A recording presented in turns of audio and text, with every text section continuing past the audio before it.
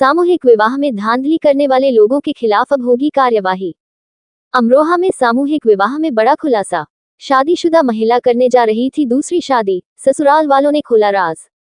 UP के अमरोहा में मुख्यमंत्री सामूहिक विवाह योजना में गड़बड़ी का एक और मामला सामने आया है। एक पहले से शादीशुदा महिला दूसरी शादी करने पहुंची, लेकिन इन वक्त पर ससुराल वालों ने उसे पकड़ लिया। ये तस्वीरें हैं अमरोहा के हसनपुर के सुखदेवी इंटर कॉलेज की, जहां मुख्यमंत्री सामूहिक विवाह कार्यक्रम का आयोजन हो रहा था। इसी कार्यक्रम में सोहत गांव की रहने वाली आसमा नाम की महिला दूसरी शादी करने पहुंची थी, लेकिन उसके ससुराल पक्ष ने उसे पकड़ लिया और पोल खुल गई। हम लोग यहां पहुंचे तो देखा कि यह निकाह करने जा रही थी, जबकि इसकी शादी पहले से हो चुकी है। हमने तुरंत अधिकारियों को सूचना दी। जानकारी के मुताबिक आसमा की शादी 3 साल पहले रहरा थाना क्षेत्र के जेतौली गांव के नूर मोहम्मद से हुई थी, लेकिन पारिवारिक विवाद के कारण वह मायके में रह रही थी और मामला अदालत में विचाराधीन है। बावजूद इसके वह संभल जिले के रामनगर गांव के जाबिर से निकाह करने पहुंच गई। सिनक्रोन सीडीओ अश्विनी कुमार मिश्रा, अमरोहा, मौके पर पहुंचकर जांच की गई। मामला सही पाया गया, जिसके बाद दोनों को पुलिस को सौंप दिया गया और इनका रजिस्ट्रेशन रद्द कर दिया गया है। दोषियों पर कड़ी कार्रवाई होगी। वीओ अधिकारियों ने साफ कर दिया है कि सामूहिक विवाह योजना में किसी भी तरह की गड़बड़ी बर्दाश्त नहीं की जाएगी।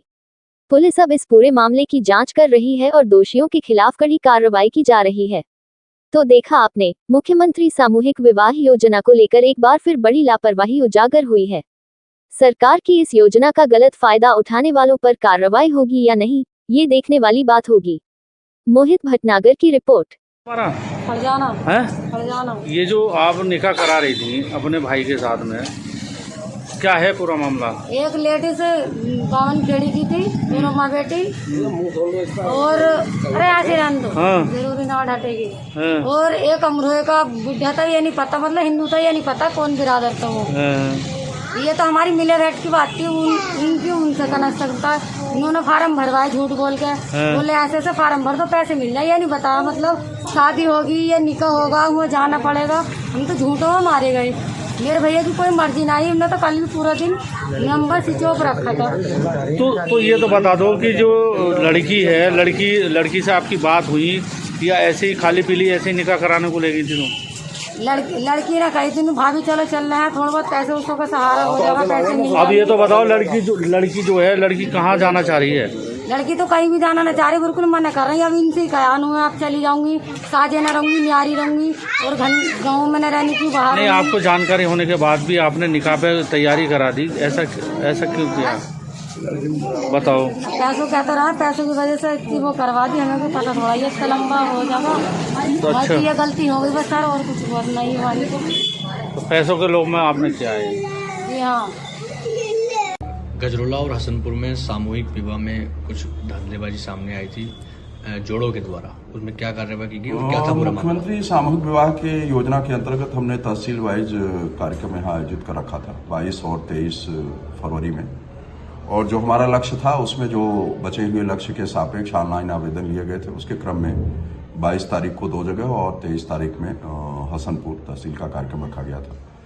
उसमें 22 तारीख को गजरौला में एक ऐसा प्रकरण निकला जिसमें प्रियंका नाम की एक लड़की, जिसकी शादी कहीं और तय हुई थी, और लड़का आने से मना कर दिया, तो वो किसी अपने भाई के मित्र के साथ बैठ करके उसने 7 फेरे लिए और विवाह कार्यक्रम संपन्न कराया।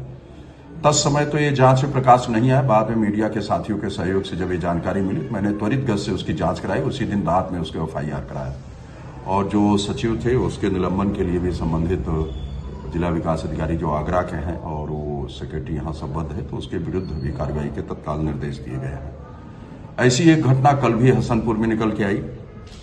एक अल्पसंख्यक वर्ग की महिला जो पति से अनबन थी, और उसने मुख्यमंत्री सामूहिक विवाह के अंतर्गत ऑनलाइन आवेदन किया था, और जब उसकी जांच की गई तो पता लगा कि वो पहले से शादीशुदा है, तो उसको तत्काल त्वरित गति से कार्रवाई करते हुए FIR कल भी कराई गई। तो विगत 2 दिनों में 2 FIR करने से अब इस तरह के जो लोग हैं, जो बिचौलिए हैं, निश्चित रूप से उनकी मंशा जो थी गलत लोगों को लाभान्वित कराने की, अब उस पर रोक लगा दी गई है, और आगे भविष्य में भी इस तरह के प्रकरण को गंभीरतापूर्वक जांच कराई जाएगी, और जो भी दोषी होगा समाज कल्याण के एडीओज की भी लापरवाही निकल के आई है, तो उनको भी हम प्रतिकूल प्रविष्टि दे रहे हैं। हसनपुर में कुछ ऐसा मामला भी था जब जांच करा रहे थे तो जोड़े अपने आप वहां से भाग गए थे कुछ जोड़े? ऐसा तो नहीं है। प्रायः जब सामूहिक विवाह होता है तो लोग इकट्ठे होते हैं। हो सकता है 2-4 अगर कोई ऐसा रहा हो जो नाजायज फायदा लेना चाह रहा हो, और बाद में मेरे द्वारा जो पूरी टीम लगा के एक की जांच अच्छे से कराई गई, तो उसमें ऐसा कोई नहीं निकल के आया। अब बाहर की घटना कोई हुई होगी तो मैं उसकी जानकारी करता हूं, लेकिन ऐसा कोई संज्ञान में प्रकरण, चूंकि मैं पूरे टाइम पूरी टीम के साथ बैठा रहा, तो ऐसा कुछ प्रकरण संज्ञान में आया नहीं है। कोई संदेश देना चाहेंगे सर? मेरा यही संदेश है कि सरकार की योजना का लाभ सही जो पात्र व्यक्ति हैं वो लेने का काम करें। कोई अपात्र व्यक्ति किसी भी दशा में अगर इस तरह का प्रयास करेगा तो उसके विरुद्ध कठोर दंडात्मक कार्रवाई की जाएगी।